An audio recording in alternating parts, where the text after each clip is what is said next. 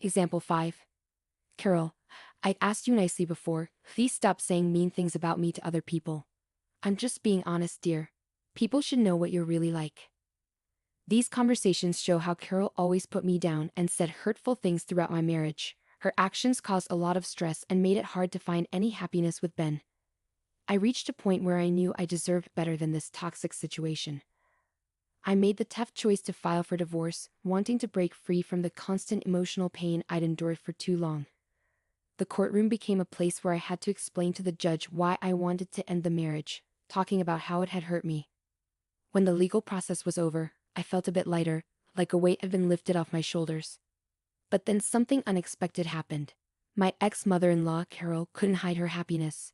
She stood up in court looking thrilled, and said she'd finally gotten rid of me and won her son back. I've won. I finally won. Hearing her say that made me furious. How could she be happy about my pain and the end of my marriage? I couldn't hold back my anger. I told her exactly what I thought of her, calling her out for being a mean and spiteful person. But instead of being affected by what I said, Carol just laughed. Her laughter filled the courtroom, making the end of that painful chapter in my life even harder to bear.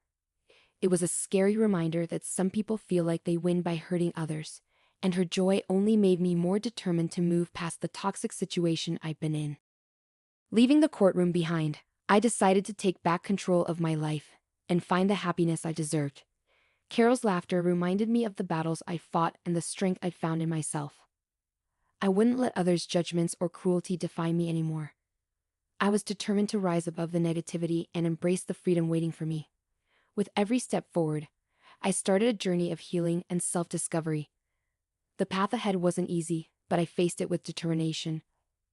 I knew finding happiness wouldn't be easy, but I'd grown stronger from the struggles I'd faced. It was time to leave behind the drama and pain and look forward to a future full of hope and self-love. But unfortunately, the story doesn't end there. It seems like trouble just keeps finding me. Remember when Carol was gloating about winning? Well, she thought she'd get something out of it, but she never did, and she never will. You see, she believed she'd finally get her hands on a prized family heirloom she'd envy for years. What she didn't know was that I held the key to her dreams.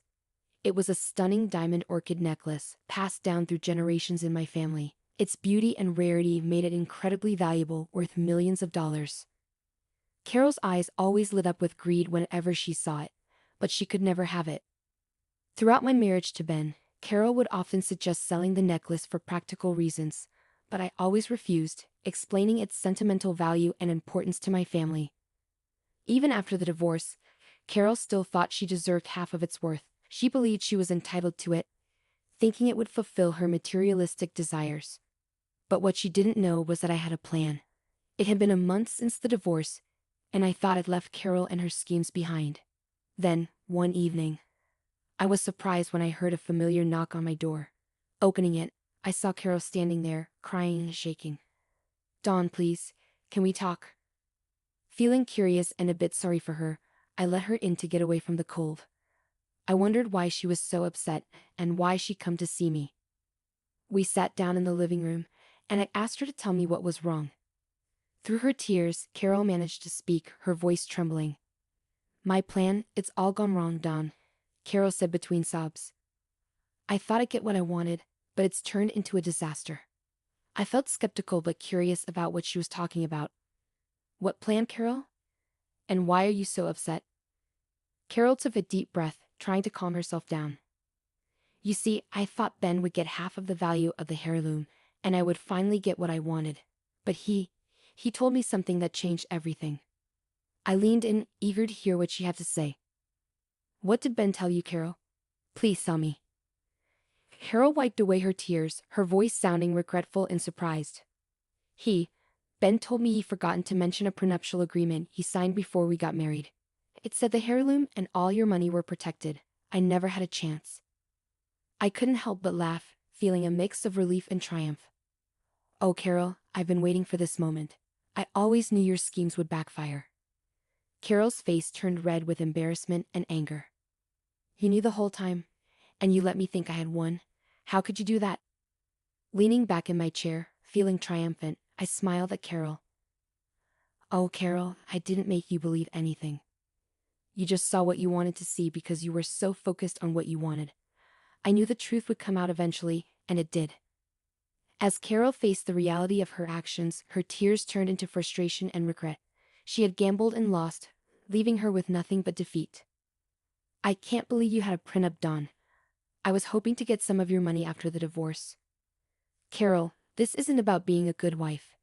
It's about protecting myself and what's mine from people like you. I was smart enough to look out for my future.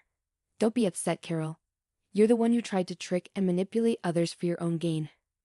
Reluctantly, Carol pulled herself together, glaring at me with a mix of anger and resignation. Heartless.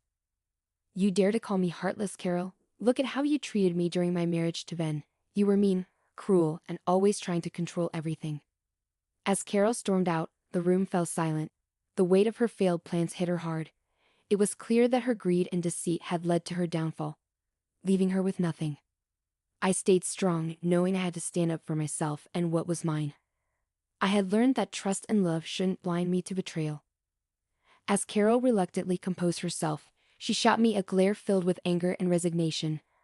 The bitterness of her own decisions hung heavy in the air as she muttered one word. Heartless. I couldn't let that slide. You call me heartless. Carol? Look at how you treated me during my marriage to Ben. You were mean, cruel, and always trying to control everything. I never treated you badly, Dawn firmly asserted. You're exaggerating, Dawn. Oh really? Let me remind you of the time you purposefully excluded me from family events, constantly belittled my achievements, and spread rumors about me behind my back. You enjoyed seeing me suffer, Carol retorted, frustration evident in her voice. I did no such thing. You're just trying to paint me as the villain. Stop denying it, Carol. I've had enough of your lies and manipulation. Get out of my house, please, Dawn demanded, her patience wearing thin. Dawn, please, just give me some money. I really need it, Carol pleaded desperately. I'll give you 30 seconds to get off my property, or I'll call the police. This is your last chance, Dawn warned seriously. You can't treat me like this, Dawn. We're family. Families should be kind to each other, Carol argued angrily. Goodbye, Carol, Dawn said firmly as Carol left, looking upset and defeated. As the seconds passed, Carol's face showed a mix of anger, shock, and feeling like she lost. She realized she couldn't control Dawn like she wanted to. Reluctantly, she walked towards the door. The tension between them filled the air. Carol gave one last look before leaving, stepping into an uncertain future and facing the consequences of her actions. I stood tall, feeling both relieved and free. I had cut off ties with something toxic and took back control of my life. The next day rolled in, and yet another person from my past tried to make amends. What do you want, Ben? I asked, my voice cold and unwelcoming. Dawn, I need your help. I'm in a tough spot right now. And I thought maybe. Ben's voice trailed off, sounding desperate. Forget it, Ben. I don't want to hear your excuses. You had the nerve to call me instead of facing me in person. How cowardly can you get? I interrupted, my patience running out. I thought this approach would be better, Dawn. Please just listen to me, Ben pleaded, his voice trembling. All right, Ben. Go ahead. Explain to me how you always put down my goals, laughed at my dreams, and made me feel inadequate. Do you recall those instances? I confronted him. I'm not sure what you mean, Dawn. We had our differences, but Ben started, but I interrupted him. Disagreements? Is that what you call it? I call it emotional abuse. You constantly underestimated me, trying to crush my spirit, but I'm done with it.